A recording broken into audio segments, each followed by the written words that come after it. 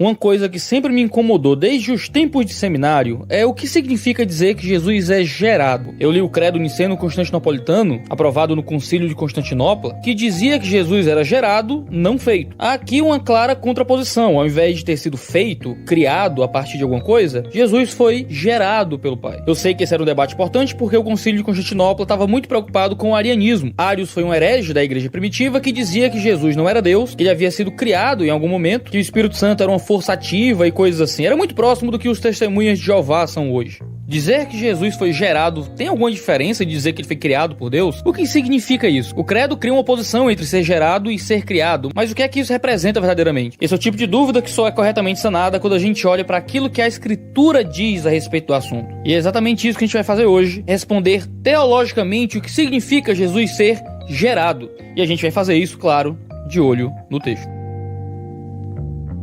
Hebreus 1, de 5 a 8, diz assim: Pois a qual dos anjos disse jamais: Tu és meu filho, eu hoje te gerei. E outra vez, eu lhe serei pai, e ele me será filho. E novamente, ao introduzir o primogênito do mundo, diz: E todos os anjos de Deus o adorem. Ainda quanto aos anjos, diz: Aquele que a seus anjos faz vento, e a seus ministros labaredas de fogo. Mas acerca do filho, o teu trono, ó Deus, é para todo o sempre, e cetro de equidade é o cetro do seu reino. O autor de Hebreus aqui está fazendo uma série de citações do Antigo Testamento. Na teologia a gente chama isso de catena. No verso 5, o autor está citando o Salmo 2, verso 7, e fazendo uma alusão ao Salmo 89, verso 27, onde diz: Proclamei o decreto do Senhor, ele me disse: Tu és meu filho, eu hoje te gerei. O contexto do Salmo 2, verso 7, escreve a coroação de um rei em Israel, como o ungido do Senhor, ou seja, um representante de Deus sobre a terra. No verso 6, lemos: Eu, porém, constituí o meu rei sobre o meu santo monte Sião. Em seguida, o verso 7 inicia dizendo: Proclamei o decreto do Senhor. Esse rei humano do Antigo Testamento possui uma relação especial, um status de vice-regente de Deus sobre a terra, pelo qual Deus se expressaria ou regeria o seu povo. Portanto, nesse salmo, a relação de filiação está relacionada intimamente com um ato de coroação. Essa linguagem de filiação no contexto de coroação procede da promessa sobre a dinastia de Davi, em 2 Samuel, capítulo 7, e em 1 Crônicas, capítulo 17. Em 2 Samuel diz: Este edificará uma casa ao meu nome, e eu estabelecerei para sempre o trono do seu reino. Eu lhe serei por pai, e ele me será por filho. Aqui, a paternidade ao rei está atrelado ao seu processo de reinar. O Salmo 89 usa a mesma linguagem. Ele me invocará, dizendo: Tu és meu pai, meu Deus e a rocha da minha salvação. Falo-ei por isso, meu primogênito, o mais elevado entre os reis da terra. Nesse sentido, a relação de filiação, de primogênito e de coroação possuem a mesma ideia. Descrevem alguém que possui um status de ser privilegiado, alguém numa mais alta posição de autoridade. Esses versículos do Antigo Testamento não falam diretamente sobre Jesus, mas apontam para a primeira e a segunda vinda de Cristo, onde ele cumpriria as promessas sobre o reino, na inauguração do reino na primeira vinda e na plenitude do reino na segunda vinda. O autor de Hebreus, então, usa esse texto para falar da filiação divina relacionada à sua exaltação. Se lermos os versos iniciais, vemos que ele caracteriza o Filho de Deus como pré-existente, como alguém que compartilha da natureza divina e das atividades de Deus, como o exaltado Filho de Deus que entrou na presença do Pai e assentou como rei de uma nova ordem. Veja que o verso da geração do filho está no contexto da ressurreição e exaltação. Isso significa que a geração do filho diz respeito à coroação do filho, não simplesmente sobre um status que ele já possuía, mas algo que na linguagem do texto, tendo se tornado, é algo que isso lhe foi dado. O primogênito gerado diz respeito ao novo estágio do Messias coroado, não como um rei solitário, mas como a cabeça de um corpo, como o rei de um reino. A ideia é que Jesus é gerado não como alguém que passou a existir, não uma geração eterna passada, em contraste com ter sido criado, mas ele é gerado em uma relação de coroação e exaltação sobre o reino, com referência àquilo que era prometido a Davi, nessa relação de que ele seria o filho gerado como rei.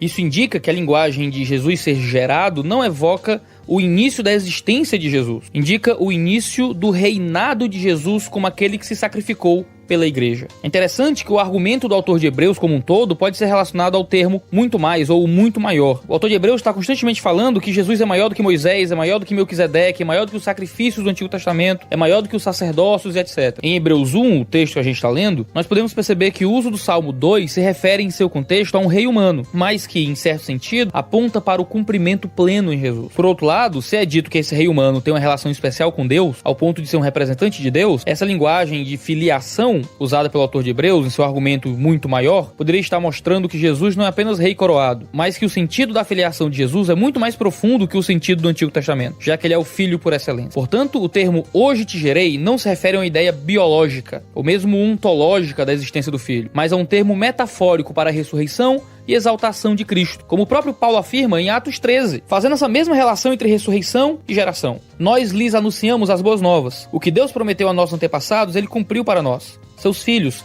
ressuscitando Jesus, como está escrito no Salmo 2, tu és o meu filho, hoje te gerei. Paulo está dizendo que a ressurreição de Jesus é profetizada pela geração de Jesus. Jesus ser gerado significa Jesus ser ressuscitado. Essa ressurreição que leva à exaltação também é relacionada por Paulo na Epístola aos Romanos, o qual foi prometido por ele de antemão, por meio dos seus profetas nas Escrituras Sagradas, acerca de seu filho, que como homem era descendente de Davi, e que mediante o Espírito de Santidade foi declarado Filho de Deus com poder, pela sua ressurreição dentre os mortos, Jesus Cristo, nosso Senhor. Toda vez que o Novo Testamento fala sobre Jesus ser gerado, está falando do processo de ressurreição de Jesus e de coroação como um rei que era tipificado em Davi. Isso significa que uma das implicações desse texto é que por meio da ressurreição e exaltação, a gente vê claramente demonstrado que todos os clamores do Messias pré-crucificado são verdadeiros. As afirmações sobre sua morte, sobre o seu poder, sobre o seu reino e tudo mais, fazem parte do Evangelho. Ou seja, ele é quem ele diz ser. Testemunhas de Jeová, arianos de forma geral, pessoas que discordam de que Jesus seja Deus, não podem falar sobre a geração de Jesus, sobre Jesus ser gerado,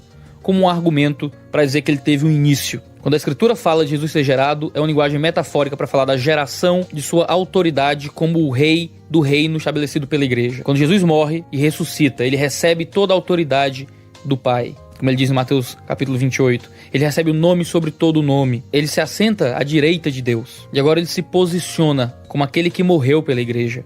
E que por isso é aquele que é o Senhor da igreja.